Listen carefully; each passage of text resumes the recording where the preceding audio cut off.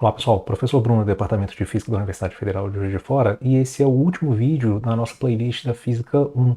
Então nós estamos chegando ao fim do capítulo 10. Nós então já tratamos na dinâmica do movimento de rotação sobre torque e como ele se relaciona com a aceleração angular. Depois o caso particular quando o eixo de rotação está móvel. Depois discutimos trabalho e potência no movimento de rotação. E o nosso vídeo de hoje ele vai focar então tanto no momento angular quanto na sua conservação. Como sempre eu tenho feito, se o vídeo ficar um pouco extenso, eu estou dividindo por capítulos, você consegue conferir ali então na descrição do vídeo. Você assiste um pedaço, para e eventualmente volta no futuro. O estudo então do movimento, da dinâmica de rotação de um corpo rígido, ela é feita sempre em comparação com as grandezas que nós já tínhamos para descrição, tanto de cinemática quanto da dinâmica, no movimento de uma partícula. Então nós fazemos uma tabelinha de comparação, né? Então, na descrição então, da cinemática, nós tínhamos posição, como nós temos agora a rotação de um corpo rígido, nós usamos ângulo. Pois velocidade, o análogo aqui seria então velocidade angular. Aceleração, por sua vez, nós chamamos então de aceleração angular. E aí na hora de construir energia cinética, que nós escrevemos m, então v ao quadrado sobre 2, o que apareceu aqui na dinâmica do corpo rígido foi uma construção seguinte, foi o que nós chamamos de momento de inércia, velocidade angular ao quadrado sobre 2, onde esse momento de inércia, o que você fazia era somar, você quebrava o seu objeto, seu corpo rígido, então, em pedaços com massa que nós chamamos de ΔMi, e olhava a distância de cada uma dessas massas ao eixo de rotação e essa distância ao quadrado. E isso era o análogo, então, da massa, né? Então, se nós tivéssemos massa aqui, o análogo aqui no movimento de rotação do corpo rígido seria, então, o que nós chamamos de momento de inércia.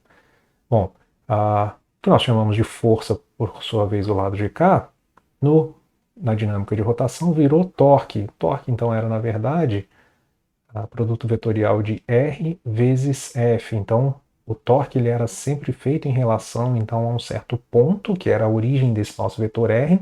Você fazia o produto vetorial, então, da força no ponto onde ele era aplicado.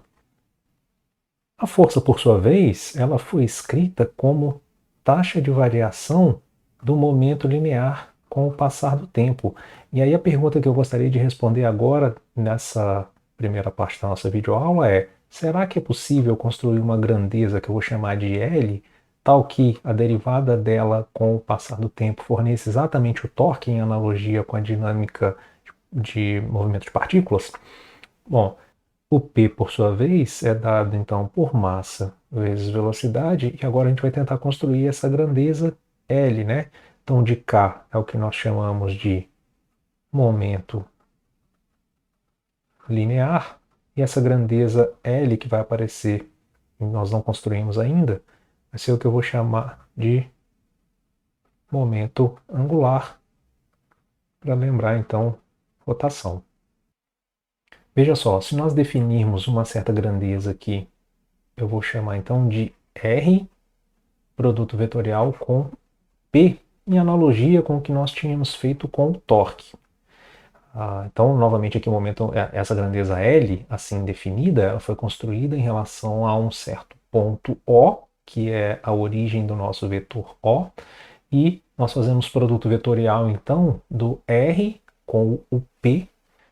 Então, nós fixamos um certo ponto O, marcamos aqui o nosso vetor R, e na ponta do R nós temos o nosso vetor P, que por sua vez nada mais é do que massa vezes velocidade. O produto vetorial dos dois fornece um vetor que é perpendicular ao plano definido por R e P, e ele tem a seguinte propriedade, veja só, se nós tomarmos a derivada temporal dessa expressão, dl dt, nós ficamos com, bom, a derivada da posição R é a própria velocidade, produto vetorial, eu vou escrever agora o P como massa vezes velocidade, mais, então, o primeiro vezes a derivada da segunda. Então, regra do produto, o produto vetorial. Ora, mas aqui você tem um vetor que é paralelo ao outro, o produto vetorial entre eles dá exatamente zero.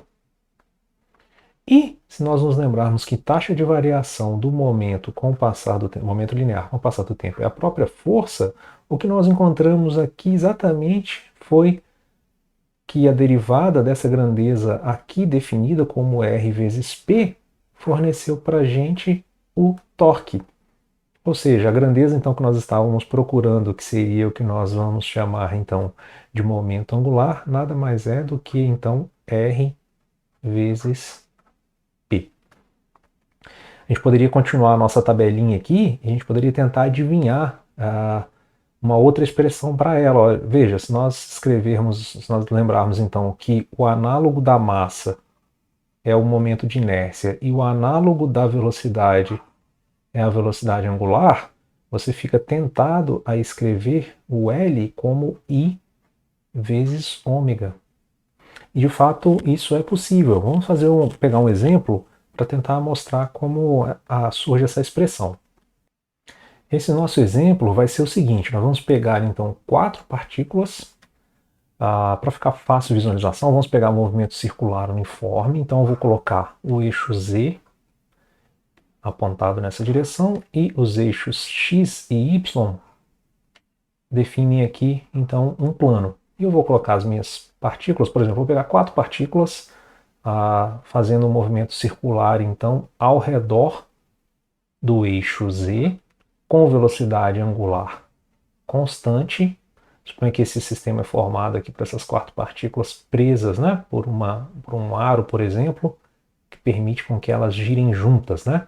Vou pegar a massa de cada uma delas, m sobre 4, de modo que a massa total do nosso sistema seja esse mzão. Todas elas giram, então, ao redor do eixo z com velocidade angular ômega, ou seja, o nosso ômega nada mais é do que ômega apontado na direção k. E a gente consegue escrever a posição como função do tempo para cada uma delas. Olha. Então, a posição da primeira partícula, digamos que essa aqui seja a nossa primeira, como função do tempo, ela é dada por, vamos assumir então que o raio desse movimento circular seja dado por R, então isso deve ser algo como R cosseno de ômega t apontado na direção I, componente x, né, da posição, mais R seno de ômega t apontado na direção J. A posição da partícula 2, por sua vez, é análoga à primeira, com a diferença que elas estão defasadas de 90 graus. Né? A segunda partícula, digamos que seja essa de K, ela está adiantada em relação à primeira por 90 graus. Então seria um ômega t mais π sobre 2, e aqui mais R seno de ômega t mais π sobre 2 J. Partículas 3 e 4 eu vou só apontar aqui, mas você consegue entender que dá para fazer a mesma coisa, a única diferença é que você vai somar agora π na fase, assim como para 4 você soma agora, então, um ângulo de 3π sobre 2, né, em relação à primeira. Essa vai ser a defasagem. Então, vejamos então, se nós fôssemos construir essa grandeza que nós chamamos de momento angular, ela é dada então por, como nós temos 4 partículas, nós somamos o momento angular das 4, né? Então 1 até 4 e escrevemos RI, produto vetorial com PI. Pela simetria da figura, dá para ver que isso aqui pode ser escrito como 4 vezes, porque a contribuição de cada uma delas vai ser igual para o momento angular de uma delas, digamos da primeira. Então vamos escrever R1, produto vetorial com P1. Mas quem é P1? Bom, P1 é a massa da primeira partícula multiplicado pela velocidade. A velocidade pode ser obtida prontamente do vetor de posição tomando a sua derivada. Então nós ficamos aqui com a regra da cadeia, nós ganhamos um ômega, R eu coloco em evidência e ficamos com derivada do cosseno dá menos seno de ômega t I mais derivada do seno cosseno de ômega t apontado na direção J. Pronto, já estamos aptos a construir então o nosso momento angular. Olha, isso é igual a 4 vezes R, então nós ficamos com um R em evidência aqui, cosseno de ômega t I mais seno de ômega t J, produto vetorial com, aí temos aquele fator m sobre 4 ômega r multiplicado por menos seno de ômega t I mais cosseno de ômega t J. Vejamos, olha, os fatores numéricos, nós ficamos com esse 4 pode ser cancelado com esse, então nós ficamos com mr ao quadrado multiplicado por ômega, e agora vamos fazer o produto vetorial entre as nossas componentes aqui do primeiro e do segundo vetor. Então, ficamos com cosseno vezes seno, mais o produto vetorial de I com I, vamos nos lembrar aqui, então o produto vetorial do I com I é o vetor nulo. E o I com J, por sua vez, é o próprio vetor K, né? Lembra que você vai em direção do primeiro em direção ao segundo, fazendo um parafuso direito. Quando nós saímos do vetor I em direção ao vetor J, então, nós ficamos como resposta, então, seguindo aquela nossa regra de um parafuso direito, com o vetorzinho K como resposta, então, do produto vetorial de I por J. Então, se nós distribuirmos aqui, nós ficamos, então, com cosseno ao quadrado de ômega t, apontado na direção K.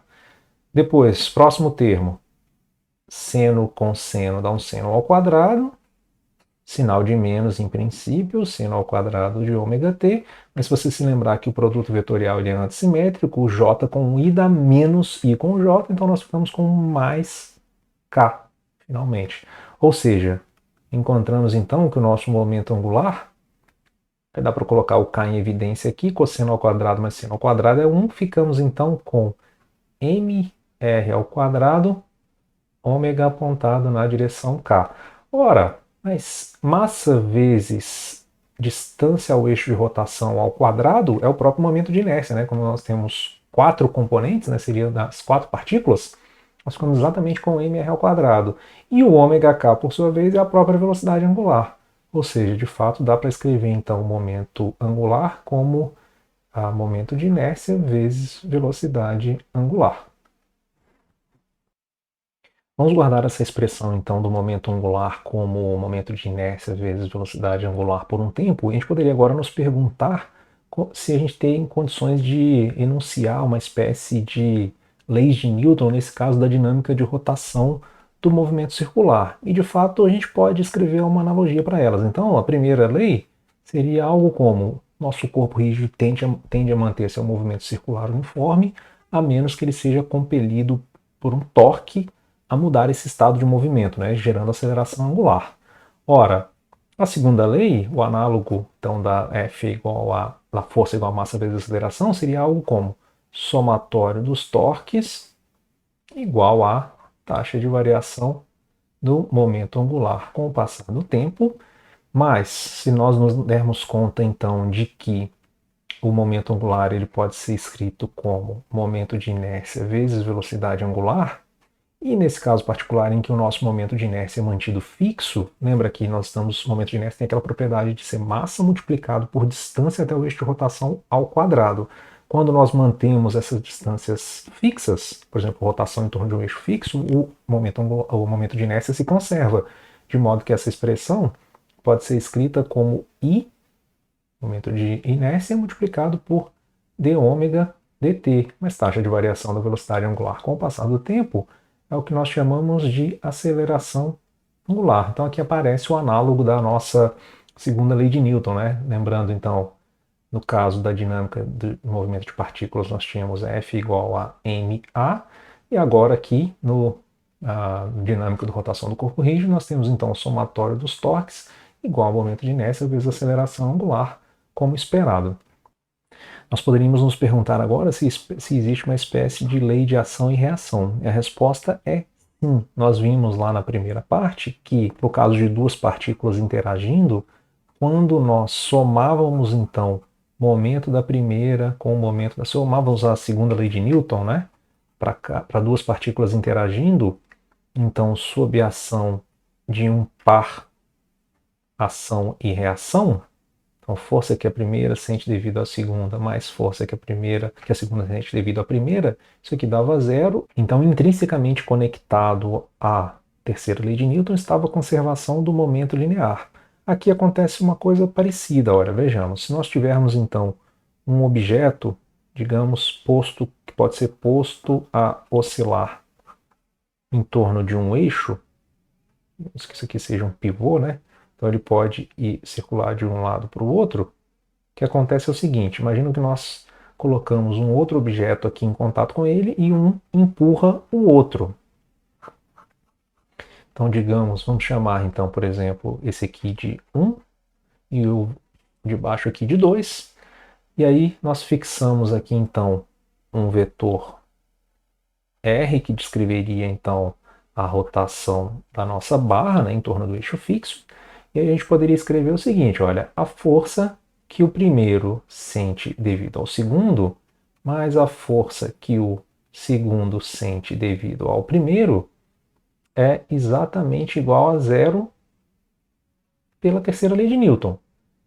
Se nós agora então multiplicarmos essa expressão por R em ambos os membros, nós ficamos com torque, que o primeiro sente devido ao segundo, mais torque, que o segundo sente devido ao primeiro, exatamente igual a zero. Mas, ora, somatório dos torques, por sua vez, era a taxa de variação do momento angular com o passar do tempo. Então, nesse caso particular, quando nós só temos torque interno no sistema, isso implica, então, em conservação do momento angular com o passar do tempo. Tem um exemplo muito típico que consegue, de certa forma, mostrar como acontece essa brincadeira aqui. É o seguinte, você coloca, então, pega uma daquelas cadeiras giratórias, essas típicas de escritório, e você, então, fica sentadinho nela, segurando, por exemplo, um halter com uma certa massa, bem próximo ao seu corpo. E você se coloca para girar. Como nesse caso particular, você então já está girando com uma certa velocidade angular. Nesse caso particular, não tem força externa te colocando para girar com uma velocidade angular maior ou menor, né, supondo que não tenha atrito. E aí você pode, então, por exemplo, esticar o seu braço. Esse caso particular não tem torque externo, logo o momento angular se conserva, e o momento angular, por sua vez, era igual a I vezes ômega. Então, o que acontece quando você estica o seu braço? Quando você estica o seu braço, se você se lembrar, então, o que era o seu momento de inércia, isso era massa vezes distância até o eixo de rotação ao quadrado. Quando você está esticando o braço, a massa está fixa, mas você está aumentando a distância até o eixo de rotação. Como você aumentou o seu momento de inércia, para que o momento angular fique constante, você acaba diminuindo o módulo da velocidade angular. Então você consegue fazer ida e volta, né? Você estica o braço, você tem a impressão que está freando, depois você encolhe um braço e você gira mais rápido. Então um exemplo típico que a gente vai tentar aplicar esse nosso resultado de conservação então, do momento angular é quando, por exemplo, nós damos uma pancada em uma porta e a esperamos fechar. Vamos fazer uma estimativa e ver se isso bate com o que nós estávamos, então, esperando. Olha. Então, vamos desenhar primeiro aqui a nossa porta.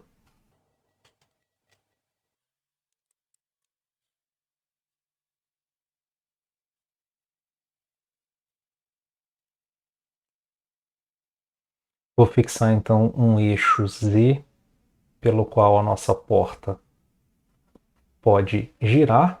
Vamos fixar aqui, então, eixo, digamos, X e Y.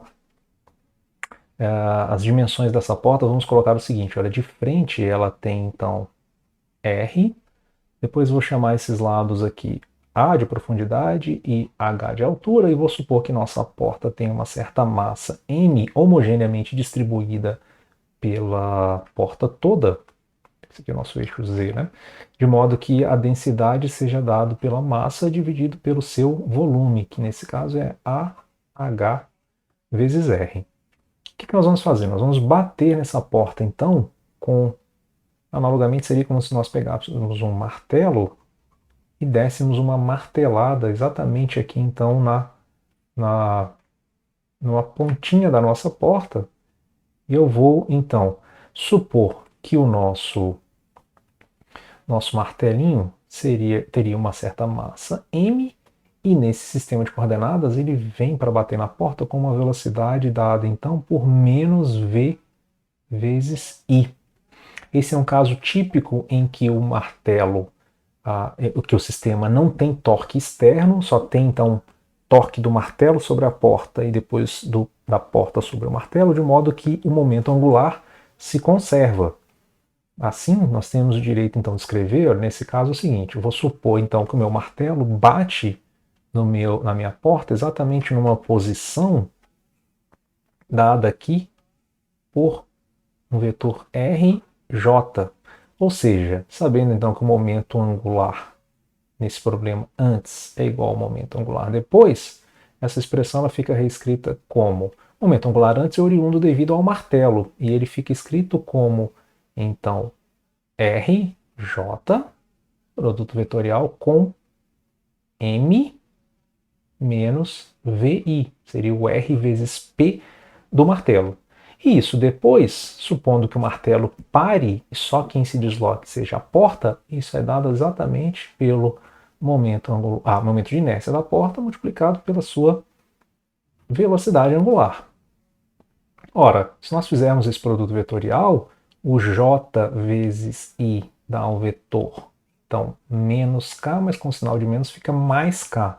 Nós ficamos então com mrv apontado na direção k. Eu vou dividir logo aqui pelo momento de inércia, né?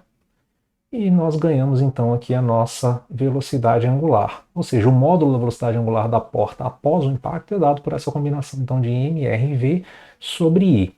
Vamos calcular aqui rapidamente o momento de inércia da porta. Como é que nós fazemos isso? Olha, nós temos que pegar então a contribuição da massa de cada pedacinho de porta vezes a distância até o eixo de rotação ao quadrado. Então, olha, se eu pegar um cubinho aqui da minha porta com tamanho, vamos chamar esse cubinho com um certo volume dx, dy e dz, ele está a uma distância que eu vou chamar aqui de y até o eixo de rotação. De modo que o momento de inércia daquele pedacinho é dado pela sua massa. Ó, tenho a densidade, tenho o volume e eu tenho a massa. Então seria algo como densidade vezes o volume, dx, dy, dz, multiplicado pela distância dele até o eixo de rotação ao quadrado, é um y ao quadrado. Agora eu somo todos os pedacinhos de porta, né? Isso significa, tecnicamente, integrar, então, essa minha expressão, então, ρ integral nas nossas três dimensões, né? Y ao quadrado, dx, dy, dz. Vejamos de onde até onde, né? O x, ele vai, então, de 0 até a. O y, por sua vez, vai de 0 até r, e o z, finalmente, de 0 até h. Essa expressão, então, fica reduzida a nossa densidade é massa por volume, AH vezes R.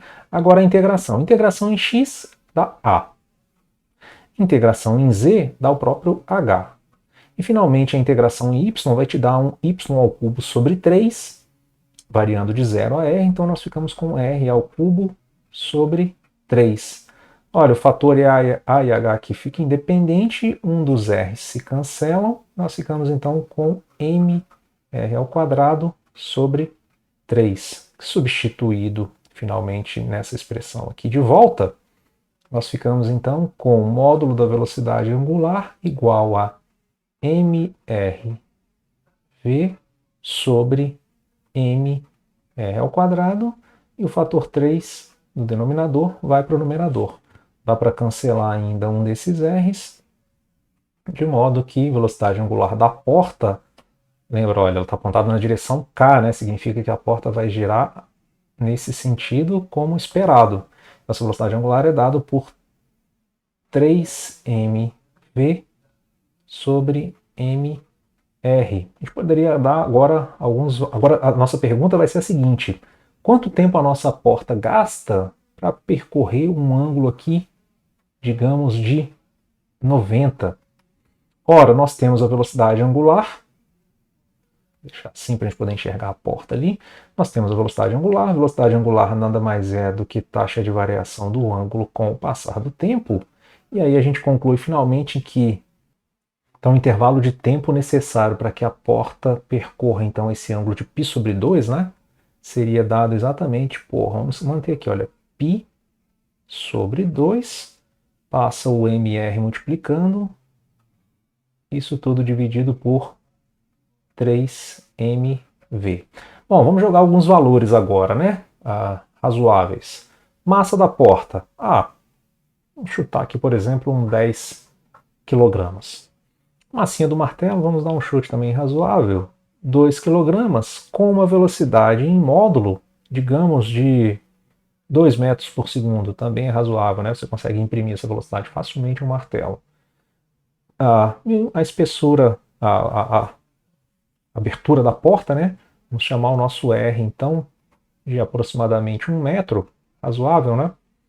Aquelas portas mais largas, às vezes, por exemplo, na porta da cozinha, quando você quer que passe um fogão, uma máquina de lavar.